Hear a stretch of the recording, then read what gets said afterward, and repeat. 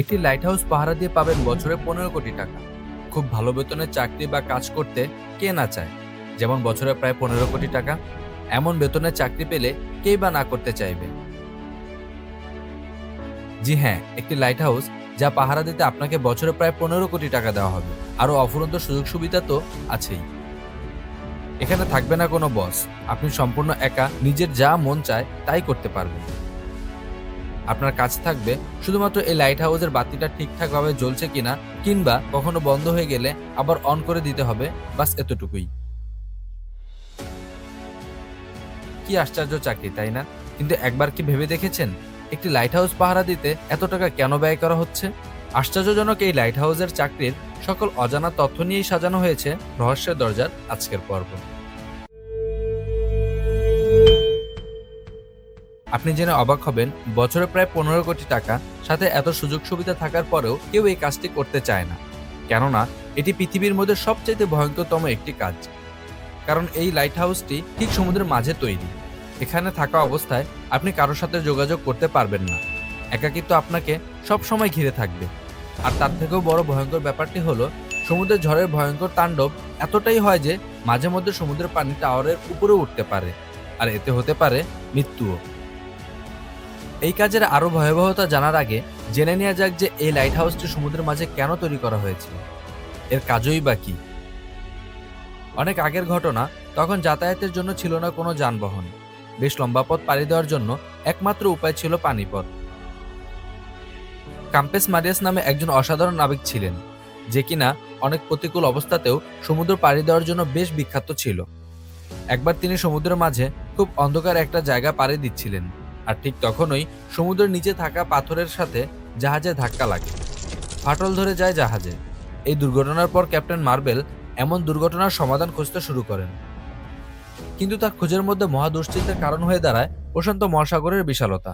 কারণ প্রশান্ত মহাসাগর এতটাই বড়। হাজার হাজার বছর আগে যখন নাবিকরা এই বিশাল সমুদ্র পাড়ি দিত, তখন তাদের সমুদ্রের নিচে থাকা কোনো কিছু সম্পর্কে, কিংবা তাদের সামনে থাকা রাস্তার সম্পর্কেও তাদের কোনো ধারণা থাকতো না। সেই সময় নাবিকদের সমুদ্র পাড়ি দেওয়ার জন্য সূর্যের দিকে কিংবা চাঁদ তারার উপর নির্ভর করে সামনে আগাতে হতো। আর তাই চলতি পথে নানা রকমের ঝামেলায় পড়তে হতো তাদের। ক্যাপ্টেন অ্যালিস তার নাবিকদের সাথে প্রশান্ত মহাসাগর পাড়ি দিচ্ছিলেন। রাতে হঠাৎ করে ঝড় শুরু হয়। কালো মেঘে ঢেকে যায় পুরো আকাশ, যার কারণে প্রচণ্ড ঝড়ের মধ্যে তারা রাস্তা হারিয়ে ফেলে। আর যখন সকাল হয়, তারা দেখতে পায় বিশাল সমুদ্রের মাঝে তারা হারিয়ে গেছে। তখন তাদের কাছে খাওয়ার জন্য কিছুই ছিল না, পানি, কোনো খাবার, কিছুই না। ক্ষুধা তৃষ্ণায় নাবিকদের অবস্থা বেশ খারাপ হয়ে যায়। এমনকি অনেক নাবিক মারাও গিয়েছিল। ক্যাপ্টেন সবশেষে অনেক কষ্টে তীরের দেখা পায়, আর এরপর থেকেই লাইট হাউস তৈরির যাত্রা শুরু হয়। মিশরের ভূমধ্য সাগরের পাশেই ছিল আলেকজান্দ্রিয়া।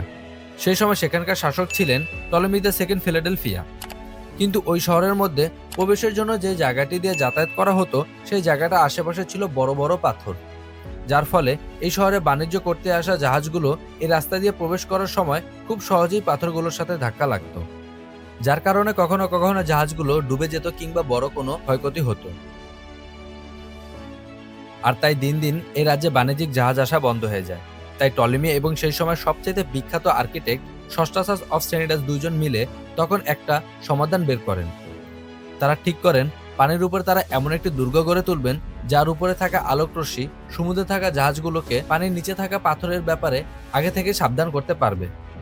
আর সেই পরিকল্পনা অনুযায়ী কাজ শুরু করে দেওয়া হয়, যা এখনকার সময়ে পুরো পৃথিবীতে অন্যতম একটি সৃষ্টি, যা পুরো পৃথিবীতে আলেকজান্দ্রিয়ার বাতিঘর নামে পরিচিত।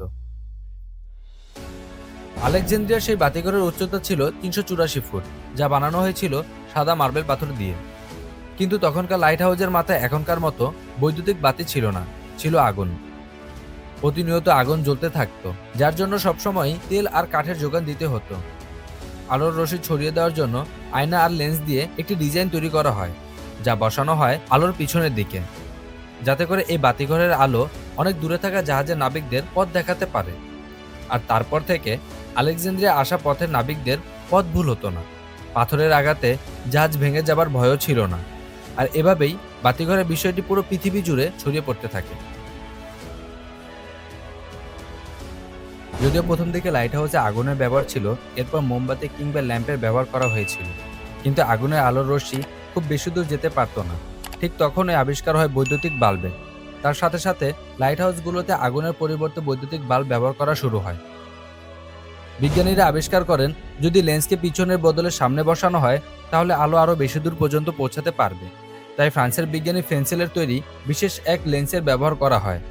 তার লেন্সের মধ্যে দিয়ে আসা সমস্ত আলো সরাসরি গিয়ে একটা পয়েন্টে মিলিত হতো, যার ফলে খুব সহজেই নির্দিষ্ট একটা স্থানে এবং অনেক দূর পর্যন্ত আলো পাঠানো যেত। পরবর্তীতে এই বাতিঘরকে পৃথিবীর সপ্তম আশ্চর্যের একটি হিসেবে স্বীকৃতি দেওয়া হয়েছিল। আর ঠিক তাই, এত পারিশ্রমিক দেওয়ার পরেও লাইট হাউসের এই সকল ভয়ঙ্কর তথ্যগুলো জানার পর আপনার আমার মতো স্বাভাবিক মানুষগুলো এই কাজটি করতে চায় না, কাজের নামে নিজেকে ভয়ঙ্কর এবং নির্জনতার এক পথে ঠেলে দিতে। এই ছিল আজকের মতো। দেখা হবে রহস্য দরজার পরবর্তী ভিডিওতে, আবার কোনো অজানা রহস্য উদ্ঘাটনে। সে পর্যন্ত ভালো থাকবেন, সুস্থ থাকবেন আর রহস্য দরজার সাথেই থাকবেন। ধন্যবাদ।